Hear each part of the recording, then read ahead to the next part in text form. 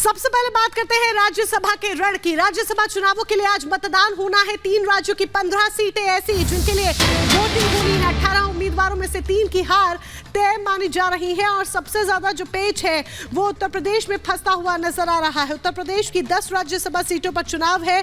10 सीटों के लिए 11 प्रत्याशी मैदान में है। हिमाचल की बात करें तो सिर्फ वहां पर एक ही सीट है जिसके लिए चुनाव होना है और कर्नाटक की 4 ऐसी सीटें जहां पेच फंसता हुआ नजर आ रहा है और वहां पर भी चुनाव है। 12 राज्यों के 41 उम्मीदवार निर्विरोध सांसद चुने जा चुके हैं। अब 15 सीटों की बारी है। इन 15 सीटों पर कौन विजयी होगा ये देखना दिलचस्प होगा। लेकिन सबसे ज्यादा नजर चाहे उत्तर प्रदेश, हिमाचल और कर्नाटक की आप बात कर लीजिए, सबसे ज्यादा नजर उत्तर प्रदेश पर रहने वाली है।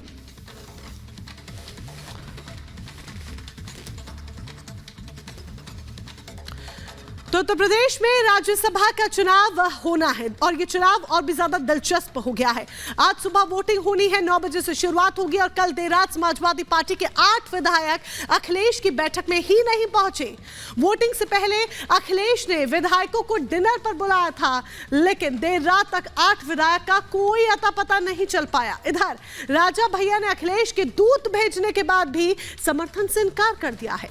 बीजेपी के 10 उम्मीदवारों को जिताने में राजा भैया एक अहम भूमिका निभाने वाले हैं, किंग मेकर बनकर सामने आने वाले हैं। किस तरीके से नए सियासी समीकरण बनते हुए नजर आ रहे हैं, इस रिपोर्ट के जरिए समझिए।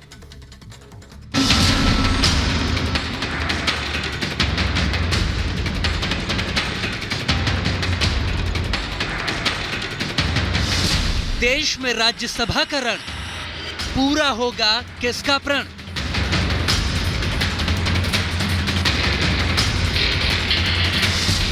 एनडीए बनाम इंडी, किसकी होगी विजय? यूपी में एक सीट पर फंसा पेच, योगी बनाम अखिलेश।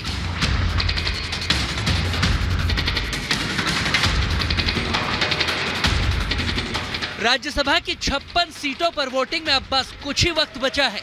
ऐसे में बैठकें हो रही हैं, मंथन चल रहा है और डिनर पॉलिटिक्स भी तेज है ताकि हर हाल में जीत तय हो सके। सुबह 9 बजे से शाम 4 बजे तक संसद के उच्च सदन में पहुंचने वाले प्रत्याशियों के लिए वोटिंग होनी है। लेकिन नतीजों से पहले सियासी गलियारों में उबाल उठने लगा है। 15 राज्यों से उम्मीदवार संसद पहुंचेंगे जो आने वाले वक्त में देश के बड़े फैसलों पर मुहर लगाने में अपनी निर्णायक भूमिका निभाएंगे। क्योंकि एनडीए के पास फिलहाल राज्यसभा में 114 सांसद हैं, जिनमें से अकेले बीजेपी के सांसदों की संख्या 93 है, तो वहीं कांग्रेस के सांसद 30 हैं। संख्या बल के लिहाज से देखें तो बीजेपी बहुत भारी है, मगर उसका प्लान भी बड़ा है क्योंकि मोदी का विजन और तीसरी पारी की तैयारी भी बड़ी भारी है, जो बहुत बड़े फैसलों का मार्ग प्रशस्त करेगी। तो इस सरकार के तीसरे टर्म की शुरुआत जून महीने से होने वाली है।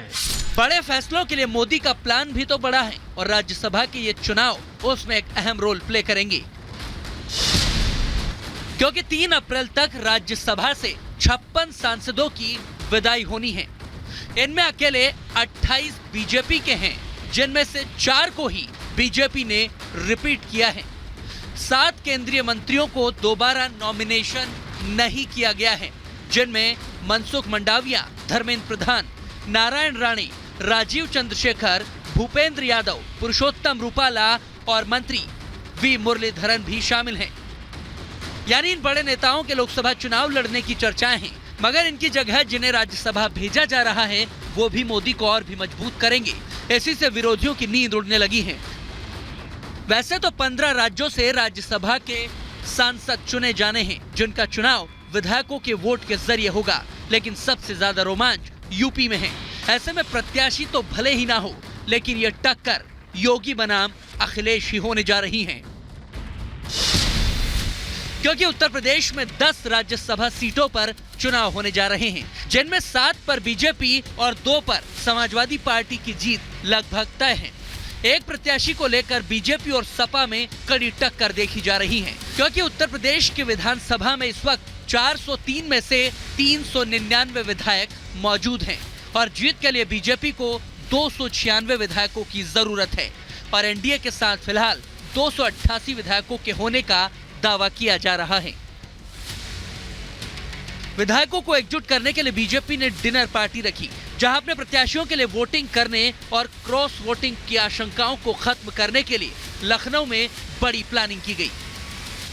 जो सरकार हमारे योगी जी और मोदी जी के नेतृत्व में डबल इंजन की सरकार काम कर रही है, तो अपने क्षेत्रों में सबको विकास कराना है और हमारी सरकार बगैर किसी भेदभाव के विकास का काम कर रही है, सबकी बेहतरी के लिए काम कर रही है। तो मैं निश्चित रूप से कह सकता हूं कि हमारे 8 घोषित प्रत्याशी हैं, 8 हमने आकलन करके और विधानसभा का जो अंक गणित है वो भाजपा के एनडीए के पक्ष में है। 8 प्रत्याशी जीते। कोई भी नेता अपने क्षेत्र का विकास चाहता और जनता के अंदर काम चाहता, अपनी प्रतिष्ठा चाहता, तो ये हमारी सरकार के साथ रखता है। हमारे पास संख्या बल भी है। जो कुछ है दूसरे भी पार्टी जो विपक्ष के हैं उनके भी विधायक चाहते हैं कि हम अपने क्षेत्र में विकास हो और डबल इंजन की सरकार है और निश्चित रूप से हमारे पास सब आएंगे, हमारे 8 के 8 प्रत्याशी जीतेंगे। राज्यसभा चुनाव के लिए उत्तर प्रदेश से राजस्थान तक मोदी ने चौंकाया है, क्योंकि राजस्थान में तीसरा कैंडिडेट ही बीजेपी ने नहीं उतारा और उत्तर प्रदेश में तो नामांकन के आखिरी दिन अपने 8वें प्रत्याशी के नाम का ऐलान कर दिया। यूपी में बीजेपी 7 उम्मीदवार अपने दम पर जिता सकती है। 8वें प्रत्याशी के लिए वोटों का गणित बहुत जरूरी है। अब बीजेपी ने राजा भैया को भी अपने पाले में कर लिया है और आरएलडी के 9 विधायकों के भी समर्थन का दावा किया जा रहा है। ओपी राजभर के भी 6 में से 5 विधायक उनके साथ खड़े हैं। यानी हर एक वोट की कीमत है जो परिणाम बदल सकता है। सुबह सुबह आपने राजा भैया से मुलाकात करके सर खबर बना दी, क्या बातचीत हुई राजा भैया से? अपील किसके लिए की वोट करने के लिए आपने? जो वोट के लिए हर पार्टी अपनी अपनी अपील करती है, हम तो टी पार्टी में गए थे उनके यहाँ और उस दौरान चर्चा हुई तो उन्होंने इस बात को कहा, पूरी बात हमको बताई कि कौन आया, कैसे बात हुई, फिर अकेले से क्या बात हुई। तो हमने कहा आगे क्या बात होगी, राजभर जी आए। कहने नहीं, आप जहाँ हैं वहीं हम भी हैं। बीजेपी ने लखनऊ में अपने विधायकों को जमा किया। बैठक में विधायकों को इस बात की ट्रेनिंग दी गई कि राज्यसभा के चुनाव में उन्हें कैसे वोट करना है। राज्यसभा चुनाव में खास किस्म की पेन चुनाव आयोग की तरफ से दी जाती है। इस कलम से उम्मीदवार के नाम के आगे 1 या 2 वरीयता को लिखना होता है। इस चुनाव में बैलेट पेपर पर कोई टिक नहीं लगाया जाता। अगर ऐसा किया जाएगा तो वोट इनवैलिड माना जाता है। लेकिन बीजेपी जानती है कि एक एक वोट कितना कीमती है, इसीलिए अपने विधायकों को ट्रेनिंग दी गई। बीजेपी की रणनीति इसलिए भी काम कर रही है क्योंकि राज्यसभा चुनाव में अब रघुराज प्रताप सिंह यानी कि राजा भैया की पार्टी भी बीजेपी के समर्थन का ऐलान कर चुकी है। जनसत्ता दल भारतीय जनता पार्टी के साथ है, मतदान करें। 8 की विजय सुनिश्चित है। राजा भैया के आने से बीजेपी खेमा मजबूत है तो अखिलेश भी पूरा जोर लगा रहे हैं। इसीलिए रात को लखनऊ में अपने विधायकों को समाजवादी पार्टी ने डिनर पर बुलाया। जो चुनाव होने जा रहा है उसमें सरकार दबाव बना रही है। विधायकों पे दबाव क्या बनाएगी सरकार, और ये सरकार का तरीका है काम करने का। लोगों को डराना, लोगों को धमकाना, एजेंसियां लगा देना या कोई पुराना केस हो उसको निकाल करके उस पर दबाव बनाना, ये सब कुछ चलने वाला नहीं है इस चुनाव में। देखिए, राज्यसभा के चुनाव में भारतीय जनता पार्टी के 8 प्रत्याशी चुनाव जीत रहे हैं और अच्छे अंतर से जीत रहे हैं।